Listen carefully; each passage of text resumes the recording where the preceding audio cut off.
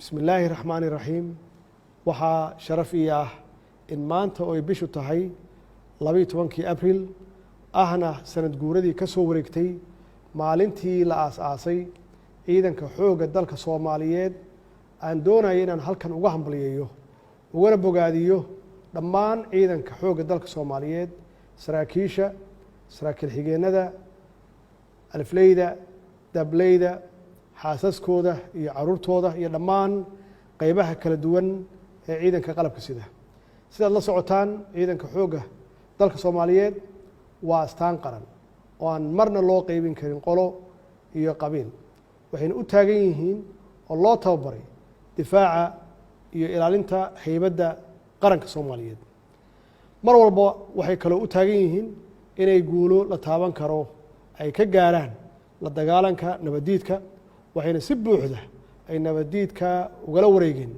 deegaano badan oo ay hore dadka Soomaaliyeed ama shacabka Soomaaliyeed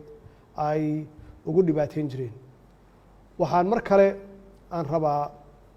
inaan u mahadceliyo Allahina khalqay marka labaadna ciidanka geesiyaasha ah ee u nafwaayay ama u huray naftooda difaaca qaranka Soomaaliyeed waxaa kaloo xusid mudan inay guulahaasi ku yimaadeen dadaalo dheeraad ah oo ay dowladdu u gashay dib u dhiska iyo tayeenta ciidanka xoogga dalka Soomaaliyeed oo dhinac walba ah runtii weli ma joogno meeshii aan rabnay laakiin waxaan idin xaqiijinaynaa in dowladdu ay dejisay qorshe rasmi ah oo ku aadan dib u dhiska ciidanka Soomaaliyeed oo tayo iyo tiraba leh gudana kara waajibaadkiisa qarannimo sir ma aha kaalintii ay ciidanka xoogga dalka Soomaaliyeed ay ku lahaayeen xaqiijinta iyo ilaalinta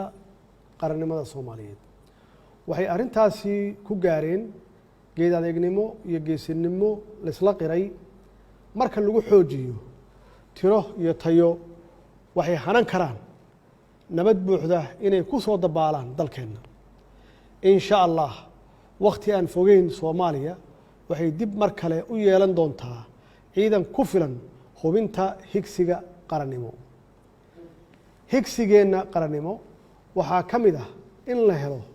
Soomaaliya oo mid ah Soomaaliya oo nabad ah xorna u ah danaheeda qaran ciidanka xoogga waxa uu ka mid yahay hay-adaha ugu muhiimsan ee mas'uulka ka ah inay xaqiijiyaan sidii lagu gaari lahaa higsigaas qaran waana hubaa inay hore uga soo qayb qaateen gaarista higsigaas qarannimo haddana ay heegan u yihiin inay xaqiijiyaan ujeedooyinkaas qaran ee sumcadda iyo sharafta ummadda Soomaaliyeed dib loogu soo celinayo sidaas awgeed waxaan rabaa inaan fursaddan uga faa'iideysto inaan mar kale shacabka Soomaaliyeed meel walba ay joogaan dalka iyo dibaddiisaba aan ka codsado inay taageeraan geesiyaasha ciidanka xoogga dalka Soomaaliyeed oo mar walba u taagan inay naftooda u huraan qarannimada Soomaaliyeed sidii caado ahayd waxaa maanta oo kale la samayn jiray dabaaldeg lagu maamuuso ama lagu xuso ama lagu weyneeyo maalinta aasaaska ciidanka xoogga dalka Soomaaliyeed ee 12 Abriil laakiin nasiib darro waxaa dabaaldegan naga hakiyay khatarta caafimaad ee adduunka oo dhan saameeyay annagana dowlad ahaan iyo dad ahaanba aanu dagaal aan kula jirno cudurkan loo yaqaano coronavirus cudurkani waa cudur safmareen ah oo aanan cidna u aabayeelin sida aad la wada socotaan dalkeenu wuxuu marayaa marxalad adag waxaan ka soo kabanaynaa qaranjabkii waxaan u soconnaa inaan gaarno himilooyin waaweyn sidaas awgeed waxaa loo baahan yahay inaan dhammaanteen gacmaha isqabsanno 3 sano oo la soo dhaafay waxaan ka shaqaynaynay dib u dhiska qarannimadeennii wiiqantay waxaan soo marnay marxalado badan oo kala duwan waxaan la dagaalanay welina aan la dagaalamaynaa kooxaha argagixisada ah si aan dalka uga sifeenno. waxaan ka gaarnay guulo waaweyn oo lagu naaloon karo, hase yeeshee wax badan yaa weli noo dhiman. waxaan dadaal xoog leh ugu jirnaa sidii aan u soo celin lahayn sharaftii iyo haybaddii ummadda Soomaaliyeed ay adduunka ku lahayd. waxaan ka shaqeynay inaan xiriir wanaagsan oo is-ixtiraam iyo istixgelin ku dhisan aan la yeelanno waddamada adduunka iyo kuwa gobolkaba. waxaan dib u habeyn ku sameynay dhaqaalihii, waxaan la dagaalanay musuqmaasuqii. kobcinta dhaqaalaha dalku wuxuu ka mid yahay tiirarka ugu muhiimsan ee dhismaha qarannimada. sidaas awgeed waxaa sidaad la socotaan ay dowladdu ahmiyad gaara siisay sidii dib loogu yegleeli lahaa habdhaqan dhaqaale oo na gaarsiin kara himilooyinkeena qaran. annagoo arrintaas ka duulayna waxaan dadaal dheeraad ah ku bixinay sidii deymaha nalooga cafin lahaa iyo sidii aan kor ugu qaadi lahayn dakhliga gudaha. waxaa alla mahadiisa ah inaan ku guulaysanay inaan si hufan aan uga soo baxno dhammaan shuruudihii nalagu xiray oo aan gaarnay yoolkii aan kula heshinay hay-adaha lacagaha adduunka iyo bangiga adduunka iyo bangiga Afrika iyo kuwo kalaba. arrintaasi waxay dhalisay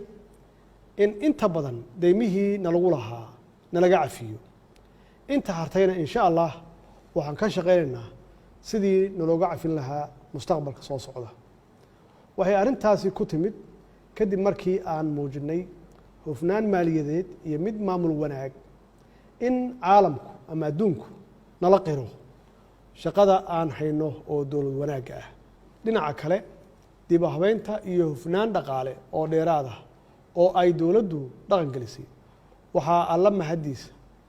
in dakhligii gudaha uu kobcay, taasoo noo suurtagelisay ama noo sahashay inaan si joogto ah u bixinno mushaaharaadka shaqaalaha kala duwan ee dowladda. dhinaca siyaasadda, Soomaaliya waxay ku socotaa hanaanka siyaasadda loo dhan yahay ee dimuqraadiga. sidaad la socotaan waxaan dhowaan saxeexay sharcigii doorashooyinka qaranka ee ay soo gudbiyeen labada gole. sharcigaasi wuxuu u sahlayaa guddiga madax bannaan ee doorashooyinka iyo guddiga wadajirka ee ku-meel gaarka ah ee diyaarinta